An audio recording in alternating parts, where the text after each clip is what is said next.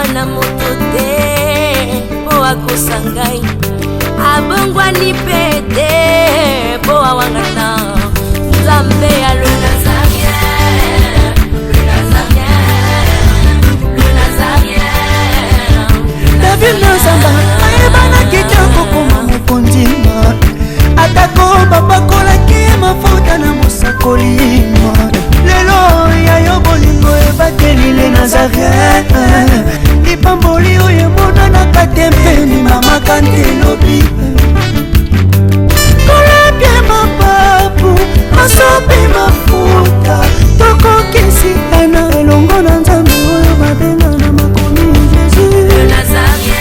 Et puis mboka oyo ezotongama ba flat à tout moment, ba hotel à tout moment, ba ndako ite immeuble ezomata mais mboko bato baliaka te et ba sinela zake mboko eza dirigé par franc-maçon et là zake ba konzi ya mboko oyo baza ba chrétienté et cause la premièrement tout le monde a kimia parce que Jésus-Christ est le prince de la paix tout le monde a kimia na kati ya mboka mais na pesa exemple langa sumalamu mboka oyo zo continuer kotongama modelo ya biso tongama mais batu baole la classe ezate salaire yate colis ezate et basina ko lakisa mokonzi wana za muta formation ngai na be formation nanga na yima ngamelika na Beni nos frères congolais bazo kufa yango to vivre ngo na Kinshasa bakilezo tanga ena misu na biso comme ça et yebsangai carrément je confirme peuple de Bonanto partout dans le monde entier que bakonzi baza bata ba science occulte baza ba chrétienté.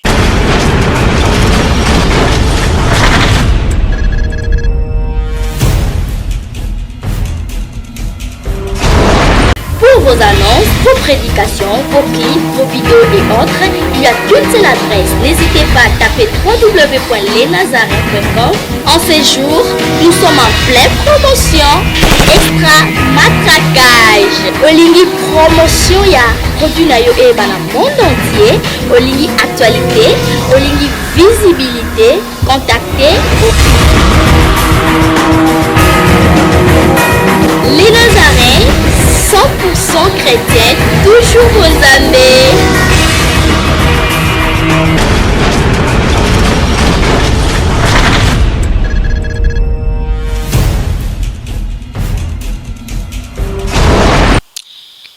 Le temps pour moi de dire déjà bonjour, bonsoir, shalom, chez vous bien-aimés dans le Seigneur, très chers fidèles téléspectateurs, ceux-là qui sont toujours branchés, scotchés, placés pour suivre votre chaîne, le www.lenazarientv.com, je bien dit, le www.lenazarientv.com, c'est une chaîne qui nous édifie tous, vous tous qui êtes dans tous les 5 continents du monde, sachez-le bien que c'est toujours la princesse de l'Éternel, humble servante de Dieu, la présidente du Parlement Céleste et des pitiés, quoi. Émission Kitoko Table Sainte, c'est une émission dont nous recevons des hommes de Dieu autour des sujets très capitaux, mais aujourd'hui c'est chaud, benga benga batu yebisa bango lenga les Nazariens ici et bandi lisusu po bolingo na ngana bata France ezomata Espagne, Maroc, Belgique, Suisse, Allemagne, Canada, Italie, Hollande, donc bino tout bisika bozali to sanga na po to beta masola ndenge sengeli ezali là, mais il y a lelo ya sika, vous avez beaucoup longtemps demandé l'homme de Dieu, mais avant de vous annoncer déjà mon invité spécial du jour, parce que je suis vraiment comblé de joie, j'aimerais rentrer à la régie et prendre un élément si possible. On se retrouve tout juste après.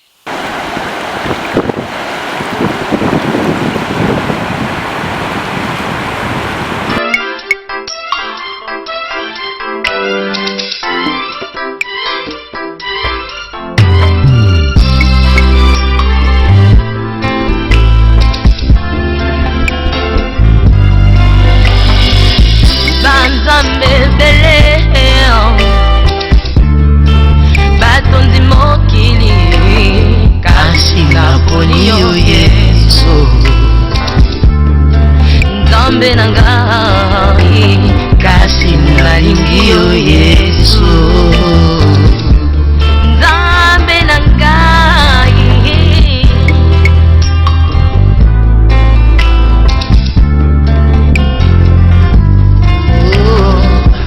yo moto oyaki na bolembu na ngai olongisi ngai yo moto oyaki na pasi na ngai okangolinga na boko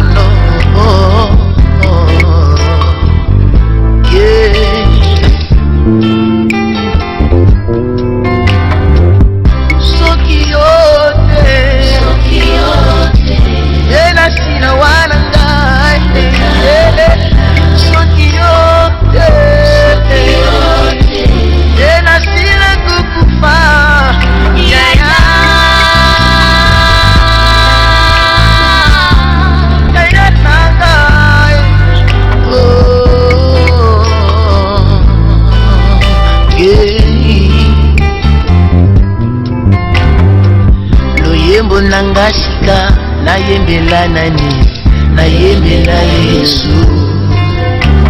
Oh maloba kezo mata na pesa nani.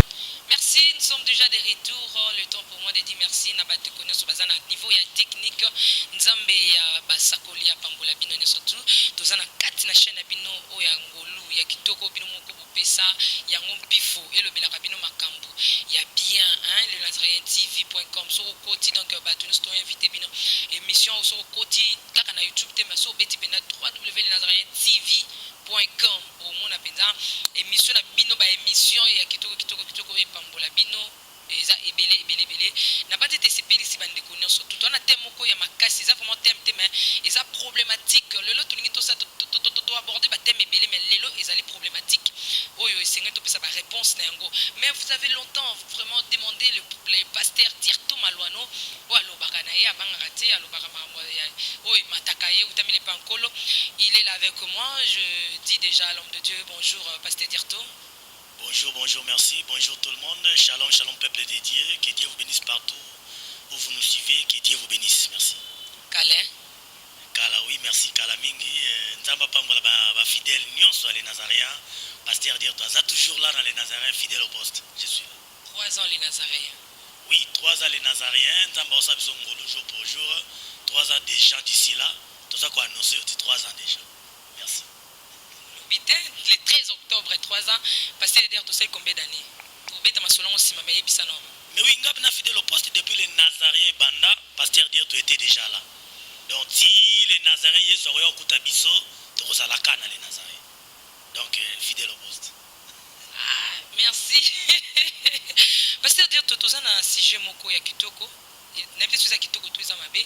To lingi na to sala na no mois débat oyo sur nini problématique oyo. Quand Jésus s'élève dans une nation, quels seront les signes ou quels seront les signes pour accompagner et que Yesu na nation. Et de l'autre côté, quand le diable s'élève dans une nation, quels seront les signes pour l'acception que nation diable maintenant en tout question zaboy na RDC, c'est le diable ou à Tombouami actuellement ou bien c'est Jésus-Christ de Nazareth. Pasteur dire tout est mon salon problématique à mon salon. Oui, merci beaucoup maman Tiffany.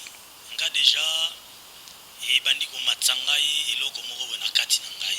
Donc quand je dis eloko on va comprendre que biso ngai personnellement pasteur dire tout naza jana kanda moko parce que bato balandanga na ba mission ba comprendre na bengaka RDC République démocratique chrétienne. Et le rôle moi nzambe na lingaka nzambe nde azala en tête ya mboko yo. Alors auto mona lelo et confirmer biso réellement que na mboko yo bazo élever diable moko boy.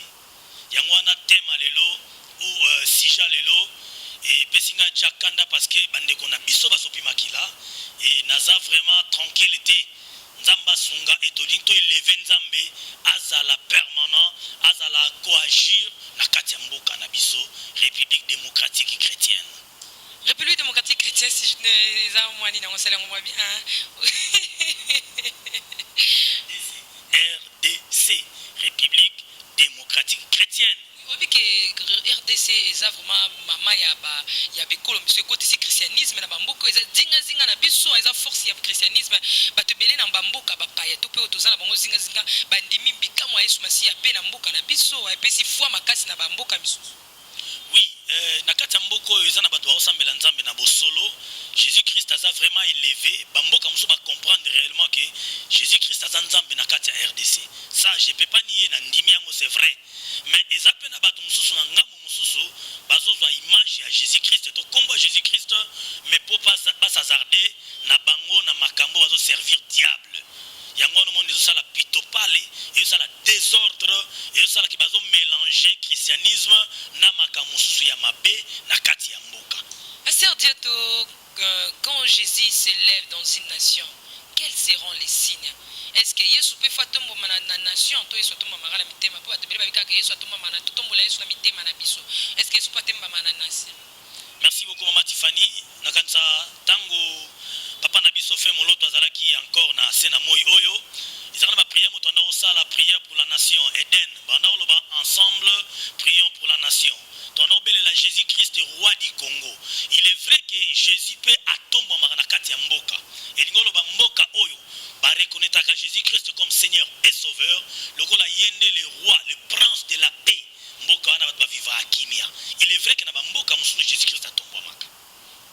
Merci beaucoup Ndongolobi na bamboka msusu Yesu pe atomba maka wana lingolo bana biso nini soki Yesu atene mbami na nation seke bokoko ezate badigizage ezate kaka Yesu na Yesu tondenge nini pona bikolo nyonso uta makambo ebandaka tomona kaka ke bayo bazosalela moyini bazali bayo pe bazosalela kolo Yesu Masia bazali.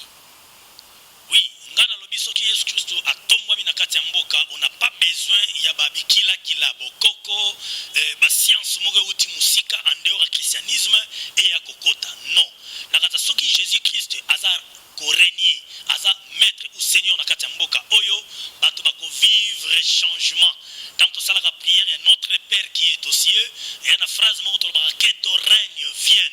Tant règne ya nzambe zo kitana mboko injustice kozala te tant règne ya nzambe kitana kati ya mboko oyo arrière ya salaire ekozala te tant Jésus kitana kati ya mboko injustice a modelo tozomona kosopa makila motema pe ya bakonzi toko vivre yango te et puis basala nzamba ba hypocrite bakozala te likolo moko na kati moko libanda tomona bango te po Jésus nda azokonza Jésus nda azorégner Jésus nda azokamba bato bazana na crainte nzambe et ekozala mboko ekosunga monde entier parce que Jésus a nzambe na mboko.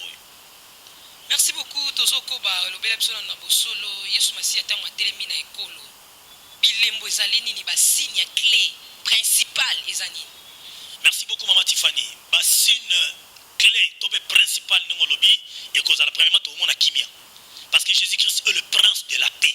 Tokomona kimia na kati ya mboka. Quand je parle de kimia, c'est que Bible lobi bolingo fo umela.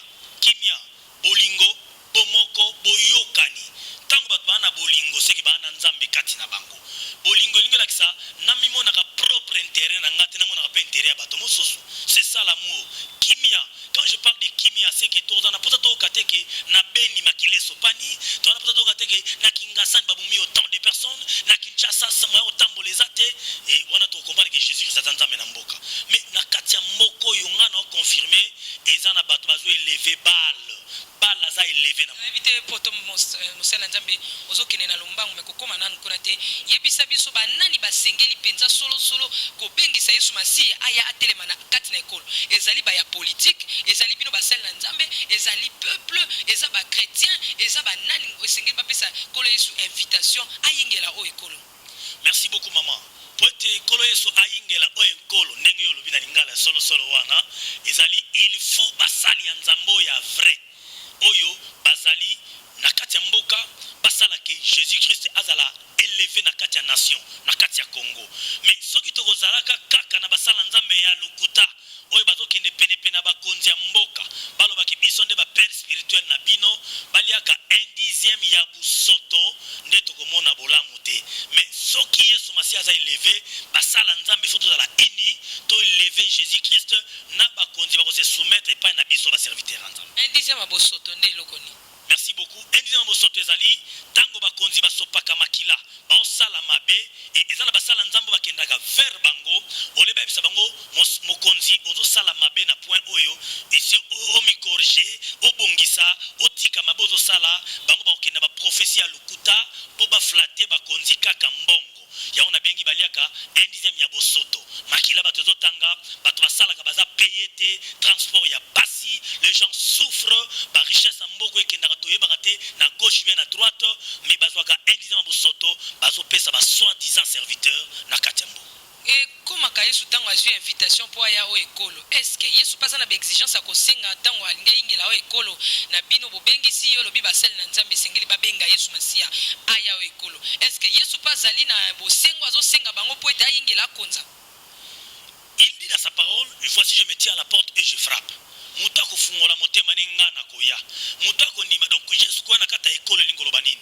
To sala nzambe na bosolo. Et to sala le véritable vrai Dieu qui est le Seigneur Jésus-Christ. To associé na banzambe musulté. Soki to sala ndenge wana ne to confirmer que na mboka na biso Jésus-Christ aza côté, c'est lui qui est la tête, c'est lui qui est en train de nous diriger. Yango tolobi azala invité à konza à régner na kati ya mboko oyo.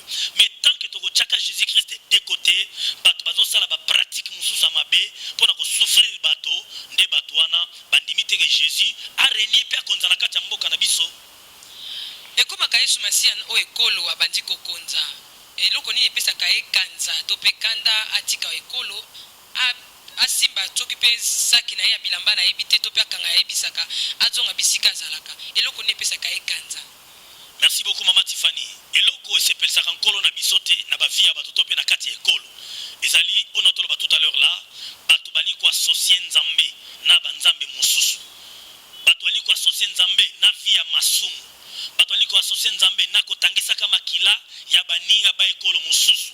Ça veut dire peuple bazo souffrir, peuple makile zo tanga, mais ana moi clique ya bato moko bavandi na kati ya mboka bazolia et kotangisa makila mutu vie mene sacré makila mutu zo sopana nde ya trista kanzambe na biso ya trista ka saint esprit kati na biso nzamba kozana esengote na kati ya mboka ya modèle wana. Les gens souffrent, bato bazolela et soki nzamba za na mboko c'est vrai. Est-ce que tokomona situation? Non, je ne crois pas.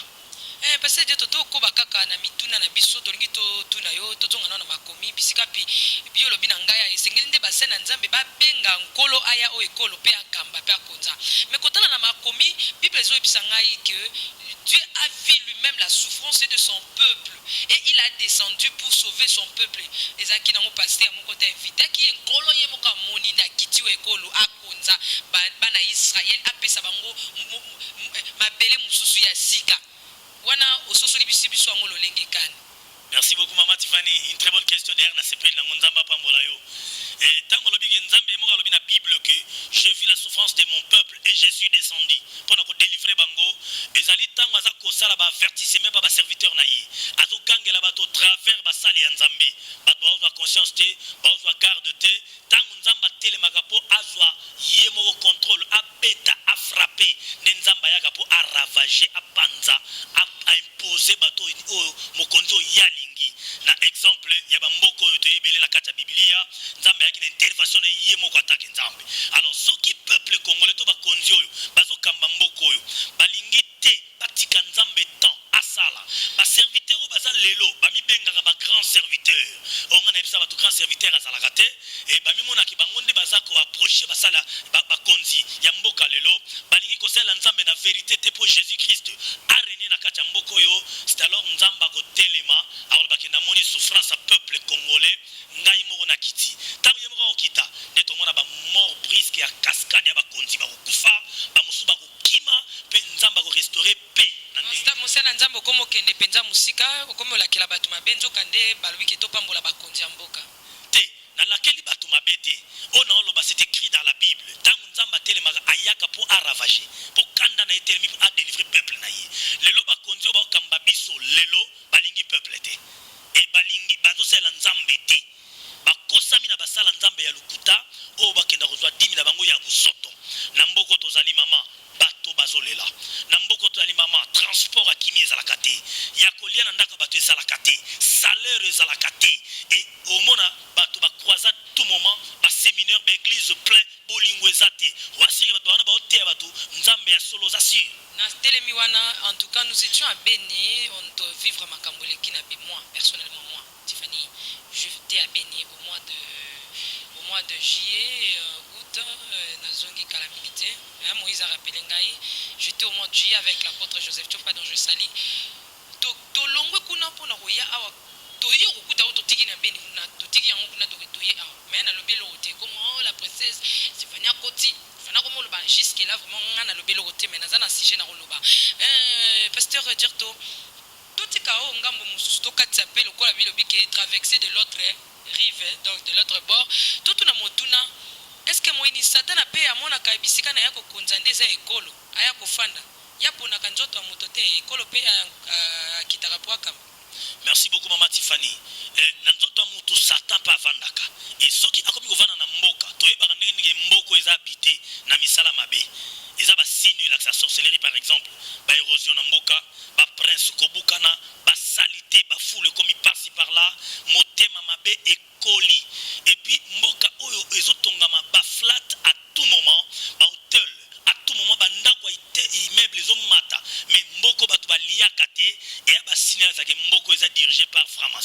elakisaki bakonzi ya mboka oyo baza bachrétien te po la vraie amour komona motu azolela te komona moninga azosouffrir te comment expliquer makili ezotanga bato bazokufa beni chaque fois bato bandeko biso bakongolais bazokufa olobi yango tout à l'heure otiki yango na beni na nga nalobi makambo mosusu yo lipo olingo obakiselanga mosusu nalobi nautaki beni mois de juillet natiki makambo kuna na ye awa na ye mpe kokuta yango me natangi komba makambo oyo nakuti natiki kuna te. Merci Maman Tiffany. Et ça n'engage que Pasteur Dierto. Je suis Pasteur Dierto. Maman Tiffany autaki beni ngai na information na nga na yeba ngamelega na beni nos frères congolais bazo kufa yango to vivre yango na Kinshasa bakilezo tanga ena misu na biso comme ça et yebisangai carrément je confirme peuple de Bonanto partout dans le monde entier que bakonzi baza bataba science occulte baza ba chrétienté parce que un chrétien c'est quelqu'un qui a l'amour et muto na bolingwa batute aza mu Kristo te mboke zo tambusama na milimo mabe parce que les otonda croisade par-ci par-là plein kosambela tongo midi pourquoi ba soi-disant serviteur a teli gola amer abisele batumbongo bazana bolingo te batia ba konti vérité babongo la mitemo naki moto moko na télévision na kolanda lobi ete tolanda ba politicien te boya match to beta match na biso tolanda makambo mboka te ezaka ka bango bazalaki ba ministre wana o bazalaki na président bangwana kaka mtu babaluki lokwa balongoli bango ba poste babaluki na sima ba komisusu ko chama data tolanda bango te boya match tonda boya stade tonda match na biso ko sila te ko zala kaka eske kososola ya lolenge bongo ozomona mutu azoyebisa bato balanda makambo ezoleka na mboka te baya nde match papa Dierto. Maman Tiffany bandeko na yebite ozobakozwa ngo na sansa malamu me etikana loba vérité ngai so nazaki joueur combien bolinga bopesa nga mukwana na nga na kota na stade na betabala na nga na kota te un congolais que je suis et baninga na nga bazokufa mais stade tondi tozobeta maboko baninga baobeta bale mais pourquoi bino boza na poto babengi yo ya kobeta bale ozwi mbongo na yo caché otie na poche mais baparent no batikala na mboko oyo faso baovivre boyebi faso bakonzi bamaltraité biso boyebi so tolingi Congo to plaire bakonzi te toyebisa bango non toya kobeta bale te tokobeta concert na musique te tokosala fête te parce que nous sommes en deuil toya na posa Congo ekangolama Congo ebika yango wana ngai namona ntina badialogue wana te. Pardon, tokokoma tozana no malembe Pasteur Dierto kumela mapio kitsa motema biloko nini penje kotalisa polele ete monguna sa kotina banje to tangi ome apasa pesa biso ba signe clé to pe principal to ko bete mboka oyo moyini nde muta azokonza. Merci na yebisi bandeko na lobi lokola Pasteur Dierto na yebi makamamon na tene po nzamba kangolanga kote kuna na pesi ba signe oyo mboko bomona ka bazotonga ba flat hotel mboko mona ka ba immeuble ezotongama bandako minene bato baotama na voiture luxe mais mboka na salaire bafuta marate bato bazolia te mboka na pasi ezoleka eza basigne elakisaka mboko oyo moto aokambango amuta franc-maçonnerie banani babengisaka moyini satana kota pa konja ezali bino basali na nzambe ezali peuple to ezali bakambi naote koloba tout à l'heure eza bakonzi ya mboka balinga kodirige pouvoir na se ya makila ya bato balinga kokamba mboka na bokonzi ya nzambe te alors basoi-disant serviteur de Dieu basali baeglise ya minene bakei vers bakonzi ya mboka lokola bango na bango bamazicien basangani mpo badistraire peuple ya nzambe yango nomoni bato nale babengaka bino boya croisade eza na stade botondaka plein soki toni moto auti stade kuna batei nini batanga verse nini oka bamoni baveugle bamoni baboite batamboli mais verset biblique atakakangi na motu te alors tozo préparer bato mpona enlèvement to tozosala baspectacle ya catch.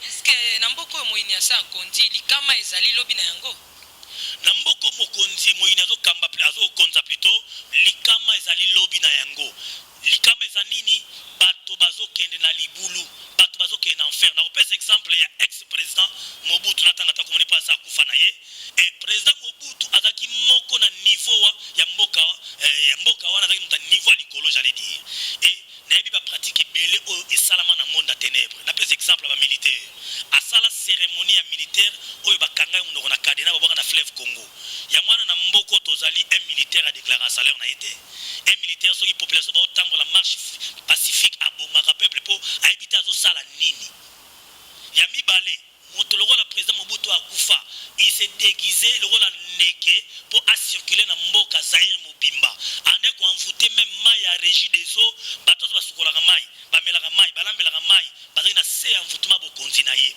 yango namoni pendant 32 ans na ye ata na bandako tolobi ke toyini ye toza kofutama bien te mais soki aleki na prince tourne mobutu sukisa ezalaki na se ya mvutuma nde makama ekoya lobi makama ezali lobi na yango bato bakokota lifelo lobi na yango po olia malamu te mapasi eza na mboka nde c'est alors ondima ogumbamela bal facilement donc olanda ngambu na bango po olia po olata po ovivre soko lobi natalema na ngambu ya Jésus Christ na pasi wana ndenge eleki makasi po bika eza pasi mais pour fait te dire tonga na ebite na bandeko tozali kolanda soki tozala mena likanisi moko nalobaki ezali bongo to pe ezali bongo te kotala malamu na makambo uti koloba tozwa mboka lokola ba pays soi-disant donc disons les pays développés ndenge bengamaka bazali kotonga bazali kolia malamu bazali kosala nyonso mais ezali pe bisika oyo satana avandisi moboko na ye mpenza makasi esika nolobini merci beaucoup makambo mabe nyonso ezokutande mpa na bango. Merci beaucoup Maman Tiffany. Obi bato bateya biso balinga ba faire croire biso ke bamindele bazaka ba magicien. To bazaka ba sataniste. Ngana confirmer ke bamindele no sote ba sataniste, ba chrétien bazali. Mais na pesa exemple nanga sou malamu. Mboka oyo zo continuer ko tongama modelo ya biso to tongama. Mais bato ba ole la classe ezate, salaire ezate, collier ezate, et ba sina ko la mo konziana za mutaframation. Mais disons pasteur Dirto yo moko zali ko se contredire tonini olobi ete pula ko bete moyini satana sa kondi bokomona salite o ekolo yo moko lisusu ke soki batongi c'est que ezali moyini yo lingi to sala ni to tonga te to tika salite to peni olingo te ya batuni. Merci beaucoup Maman Tiffany. Oyebi balobaka soki elateli ya mwana no definisaka mwana wana za nani to ndako na bino bauti eza ndenge nini. Na otoloba tout à l'heure là ba signe ya sorcellerie eza ata tozotonga ba prince bandako wana babilembo ya kindoki na kati ya quartier la kisaka ba érosion ba fulu pe pasi ya kolela et tango ba immeuble ezotonga mama milai eza formation nde mutesaka makambo bato baliaka te bato baosouffrir mais na ngambu na bango bazotonga.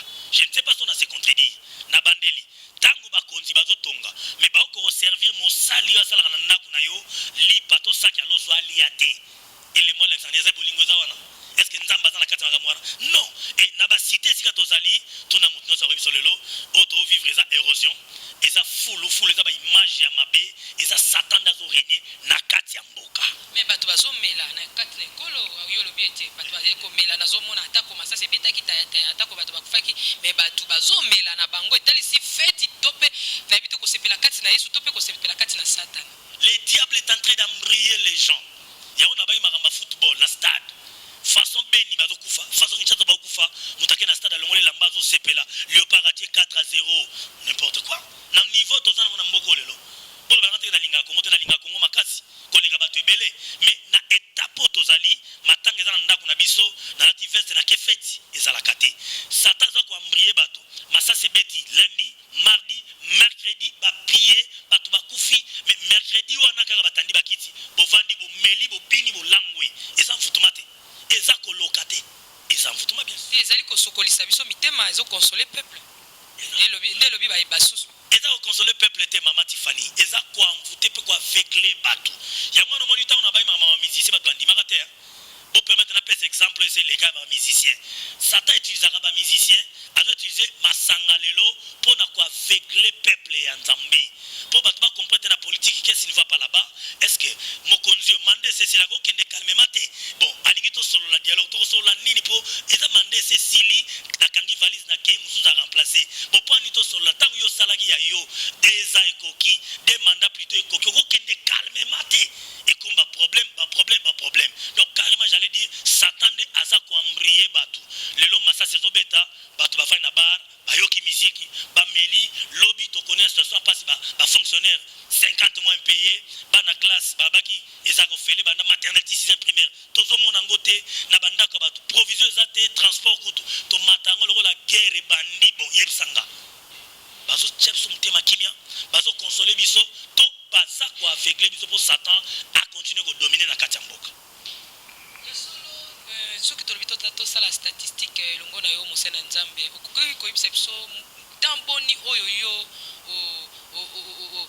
au sosoli ya solo topé tokende directement na mama likambo na biso koyeba ete oyo ekolo na biso Congo moyini nda avandi to Yesu Kristo nda avandi selon yo pasteur Dieu. Merci Maman Tiffany. Na bandeli supo na koloba puisque ban tête ya pays baza lancé na makambo ya moyini yango na mboka eza sous l'emprise ya diable. Toza peu de serviteurs oyo baza na nzambe ya solo ki Jésus Christ.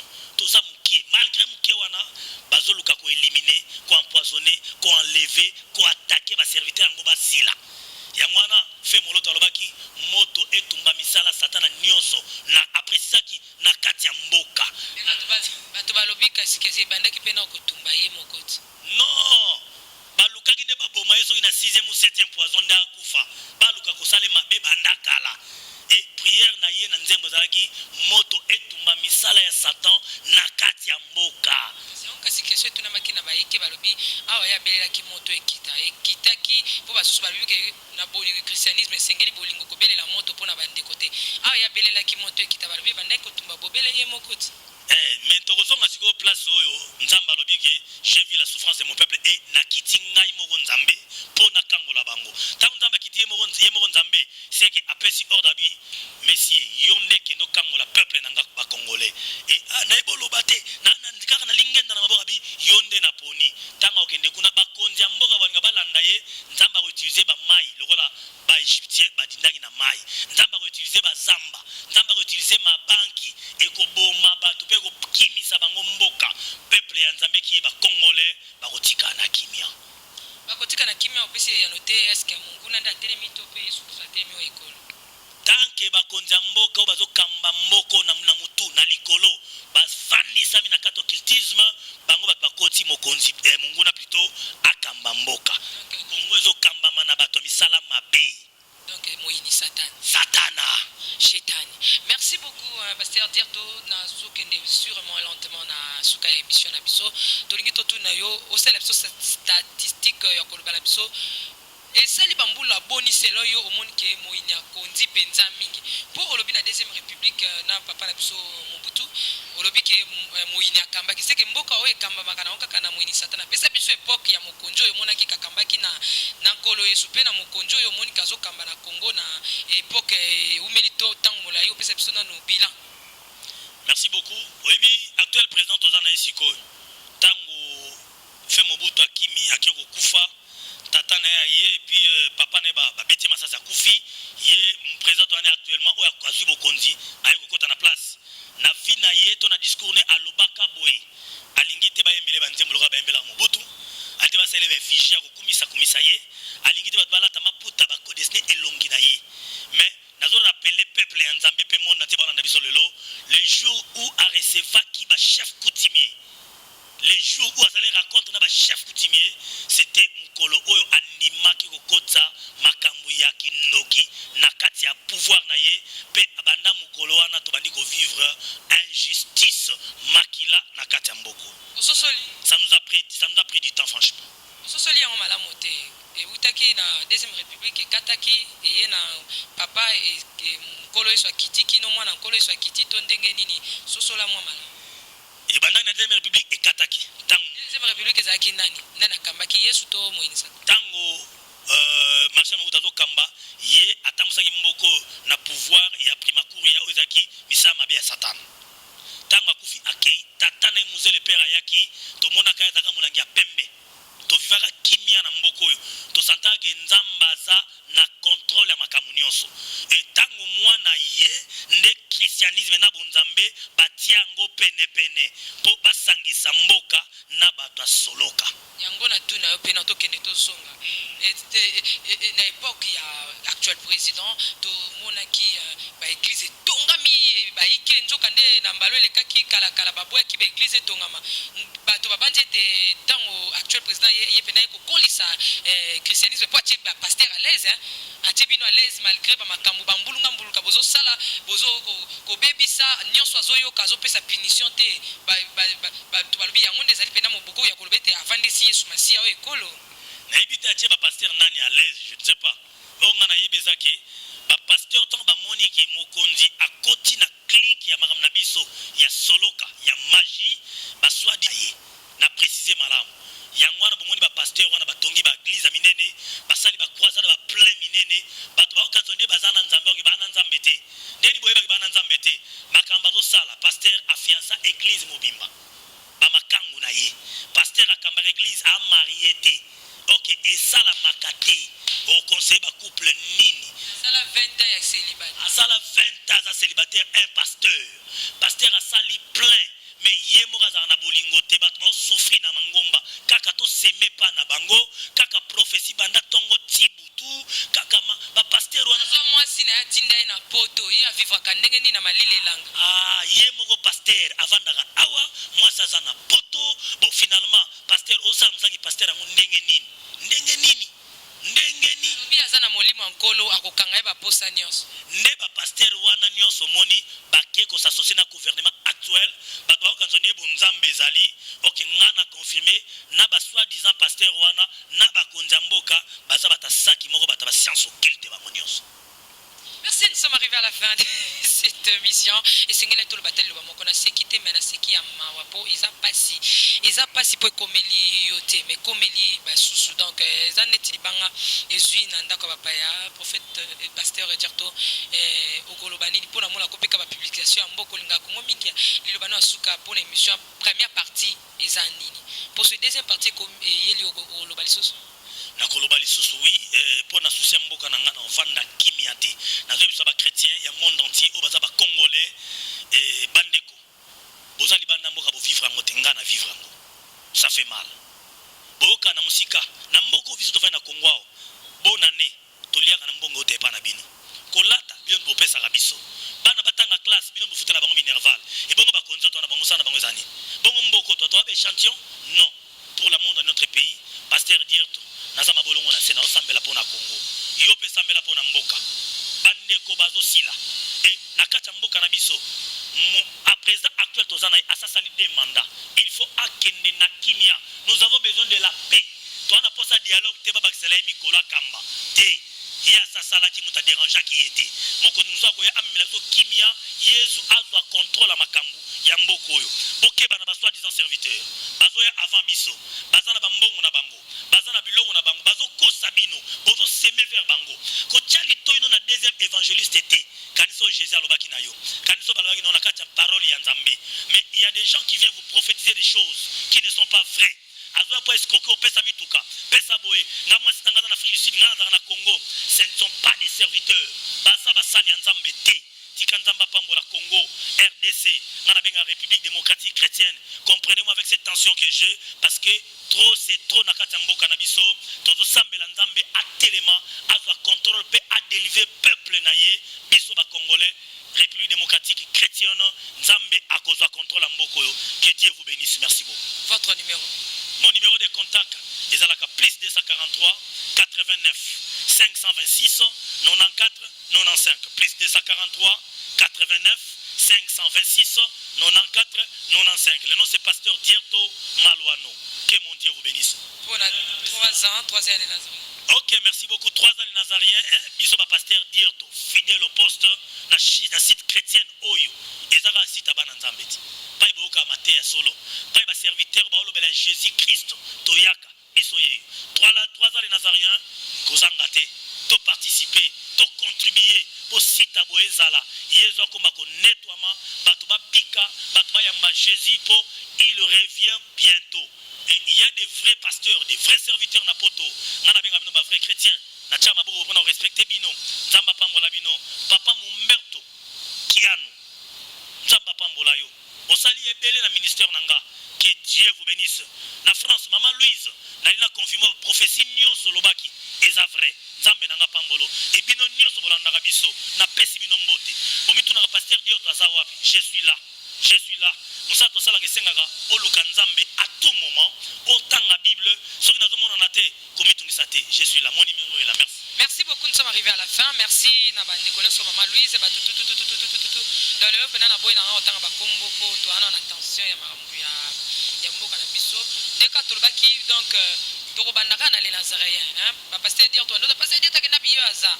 soko omoni moto aza esu te na Nazarien yebake azomema mikumba makambo na ye oyo asali yango ezosenga lisusu azala te soki tofandisi aboyi alinga tambusama ndenge azotambusama ekosimba te akende osala le Nazarien 2. Merci beaucoup, que Dieu vous bénisse. Restez branchés, priez pour le Nazarien, priez pour la princesse, priez pour la nation. Et moi, je vous amour trop de l'amour de Christ. Ciao.